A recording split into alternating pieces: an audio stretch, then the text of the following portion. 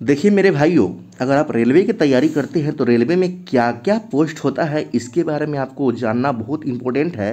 क्योंकि रेलवे की तैयारी करने के लिए बहुत तरह का पोस्ट, बहुत तरह का वैकेंसी आता है, जो ग्रेजुएशन लेवल पर भी होता है और इंटरमीडिएट लेवल पर भी होता है।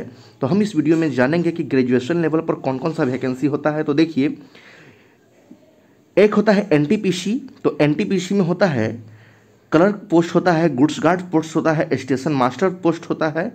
उसके बाद जूनियर अकाउंटेंट असिस्टेंट पोस्ट होता है, जो ये ग्रेजुएशन लेवल पर है, बहुत ही रॉयल जॉब होता है ये।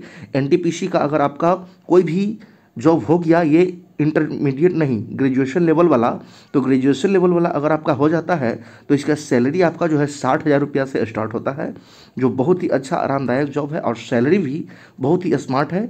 बीए पास लेवल के बाद बात हम कर रहे हैं। फिर हम आगे बढ़ते हैं। देखिए, एक होता है लोको पायलट, जिसे हम असिस्टेंट लोको पायलट कहते हैं, ट्रेन ड्राइवर जिसे कहते हैं। तो देखिए, एएलपी तो होता है, ये आईटीआई पास कर किए रहेंगे तभी आप इसका फॉर्म अप्लाई कर पाएंगे। तो जिसे हम असिस्टेंट लोको पायलट कहते हैं, एक यह भी पोस्ट होता है जो बहुत ही अच्छा पोस्ट होता है, बहुत ही शानदार पोस्ट होता है। इसका भी सैलरी अगर बात किया जाए तो स्टार्टिंग सैलरी इसका भी 50,000 से कम से स्टार्ट नहीं होगा, और ये मात्र 5 साल जॉब कर लीजिएगा तो इसका सैलरी आपका 80,000 रुपये पर चला जाता है। तो ये भी काफ़ी अच्छा जॉब है। ये ड्राइवर होता है, ट्रेन चलाइएगा आप। तो ये आईटीआई और ये मैट्रिक और इंटर लेवल पर भी आप कर सकते हैं, लेकिन आईटीआई करने के बाद ही आप इस फॉर्म को भर सकते हैं दोस्तों।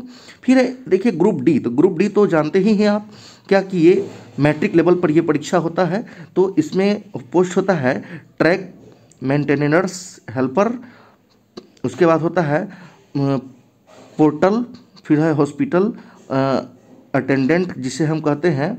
तो ये ग्रुप डी में ये पोस्ट होता है ट्रैकमैन जिसे हम कहते हैं। तो ग्रुप डी का भी जॉब होता है बहुत ही अच्छा, जो इसका भी सैलरी आपको 35,000 से स्टार्ट होता है। तो ये मैट्रिक लेवल पर ये जॉब होता है, तो आप इसमें भी आप भाग ले सकते हैं, जो काफ़ी अच्छा ये भी पोस्ट होता है। ये ग्रुप डी है तो ग्रुप डी ही कहलाएगा। हालांकि ये मैट्रिक लेवल पर आपको ज़्यादा सैलरी नहीं दे सकता है सरकार, तो मैट्रिक लेवल के लिए आप इस पोस्ट को आप भर सकते हैं। ये सब पोस्ट का नाम हुआ। अब देखिए, फिर हम आपको बात करते हैं, एक टेक्नीशियन पोस्ट होता है जो बहुत ही अच्छा ये होता है जॉब टेक्नीशियन का।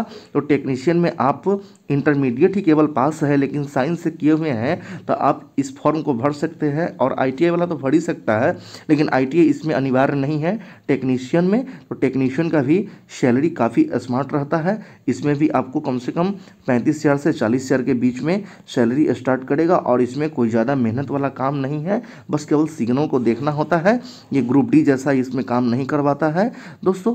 एक होता है जेई। जेई का मतलब हो गया जूनियर इंजीनियर। जेई का मतलब क्या हो गया, तो जूनियर इंजीनियर हो गया। जो ये इंजीनियर अब बनेंगे, कोई भी ये रेलवे से संबंधित कोई भी अगर वर्क होगा इंजीनियर से तो आपको दिया जाएगा। और जेई भी आप बीटेक पास किए रहेंगे तो भी आप तभी आप इस फॉर्म को भरेंगे, बीटेक वाला ही इस फॉर्म को भरते हैं। तो जेई हो गया जूनियर इंजीनियर, इसका भी सैलरी स्टार्टिंग करता है 45,000 रुपये से ये स्टार्ट होता है, इसका भी सैलरी।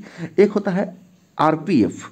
तो आरपीएफ रेलवे प्रोटेक्शन फोर्स कहते हैं इसे, रेलवे प्रोटेक्शन फोर्स कहते हैं। तो ये इसमें होता है कांस्टेबल, और एक होता है सब इंस्पेक्टर जिसे दारोगा कहते हैं। तो ये आप कांस्टेबल भी बन सकते हैं और ये यहाँ से आप सब इंस्पेक्टर यानी कि दरोगा भी बन सकते हैं ये आरपीएफ में।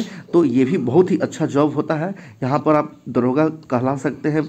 ये भी पोस्ट एक होता है, तो ये समझ चुके हैं। अब हम थोड़ा सा इसमें जानेंगे आगे की ओर क्या, तो इसमें इसका सिलेबस के बारे में। तो देखिए सिलेबस इसका क्या है, तो एक सिलेबस होता है एनटीपीसी का सिलेबस हम आपको बता रहे हैं। तो जो ये आपका एनटीपीसी का सिलेबस जो होता है, इसमें 2 क्राइटेरिया में एग्जाम होता है, सीबीटी 1 और सीबीटी 2।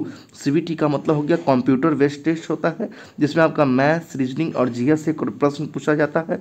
तो मैथ की संख्या 30, रीजनिंग की संख्या 30 और जीए का मतलब इसमें साइंस वगैरह और करंट अफेयर सब आ जाता है, तो इसी को हम जीए कहते हैं। तो इसमें 90 मिनट का एग्जाम होता है और 100 क्वेश्चन रहता है, जिसमें 100 मार्क्स, सभी क्वेश्चन 1-1 मार्क्स का ही होता है।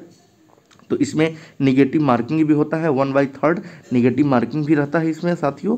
अब देखिए, जब ये पास कर जाएंगे सीबीटी 1 तब आपको सीबीटी 2 के लिए आपको बुलाया जाएगा। सीबीटी 2 का भी एग्ज़ाम देना पड़ेगा। तो देख लीजिए सीबीटी 2 का क्या यहाँ पर सिलेबस है मेंस जिसे कहते हैं, तो मैथ की संख्या 35, रीजनिंग भी 35 और जीए 50, मतलब करंट अफेयर, और इसमें साइंस से क्वेश्चन पूछता है। टोटल 120 क्वेश्चन पूछेगा, लेकिन टाइम आपका 90 मिनट का ही रहेगा और 120 मार्क्स, सभी क्वेश्चन एक एक मार्क्स का होता है और निगेटिव मार्किंग भी 1/3 होता है। तो इसका मतलब हुआ क्या कि ये आप निगेटिव ज़्यादा नहीं लेंगे और ये दोनों आप सिलेबस समझ चुके हैं पीटी और मेंस का, तो इसी पैटर्न पर आप तैयारी करेंगे तो आपका सिलेक्शन हो जाएगा और बहुत ही अच्छा यहाँ से जब क्वालिफाई कर जाएंगे तो आपका सैलरी बहुत ही अच्छा स्मार्ट मिलेगा। और ग्रेजुएशन लेवल वाला ये हम आपको बताए हैं सिलेबस के बारे में, इसीलिए आप ग्रेजुएशन लेवल का तैयारी करेंगे तो आपका यहाँ पर इंटरमीडिएट लेवल का खुद तैयारी संभव है, लेकिन इंटरमीडिएट का तैयारी करेंगे तो ग्रेजुएशन लेवल का तैयारी आपसे नहीं हो पाएगा। इसीलिए ग्रेजुएशन लेवल वाला आप क्वेश्चन को बनाइएगा तो आपका ज़्यादा फायदा होगा साथियों। तो ये इस तरह का पोस्ट आप समझ चुके हैं, तो आप इसी क्राइटेरिया के अनुसार इसी को पैटर्न को ध्यान में रखते हुए तैयारी करेंगे तो आपका आने वाला समय बहुत ही बेहतरीन होगा जॉब हो जाने के बाद। दोस्तों तो इस वीडियो में इतना ही, फिर हम अगले वीडियो में मुलाकात करेंगे। जय हिंद, जय भारत।